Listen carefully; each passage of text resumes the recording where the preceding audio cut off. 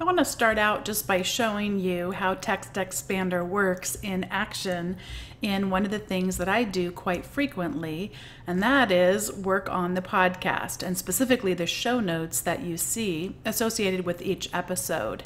And here's an episode that, as of the time of this recording, is coming up, number 223, with Karen, and I didn't have to type all of this information in. Instead, when I find out about a new guest coming on, then I bring up an empty, it could be a blank anything, blank document, blank PowerPoint, blank email. In this case, I'm using Ulysses, but I could be using anywhere that text might be typed in on my computer. And so I'm going to do the little shortcut that I have created for teaching in higher ed show notes, and then it pulls up this fillable form.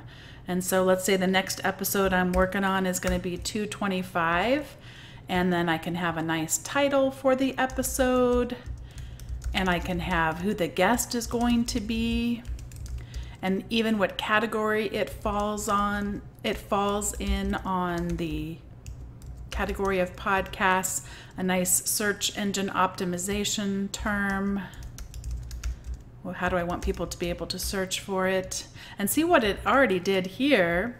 I typed in the person's first and last name.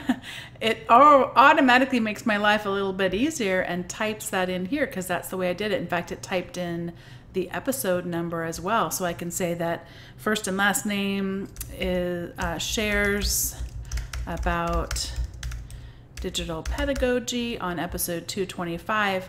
And then if I know what my recommendation is going to be for that episode, I can type it in here, and then I can leave a blank for the new guest that's coming on. By the way, this is just some code that's needed to create 2 columns on the episode show notes that you see.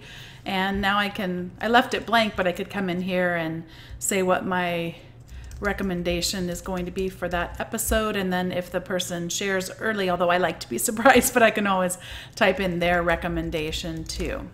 So that's a little bit of how TextExpander works for me in one instance, but I'd like to share a little bit more with you on my next demo.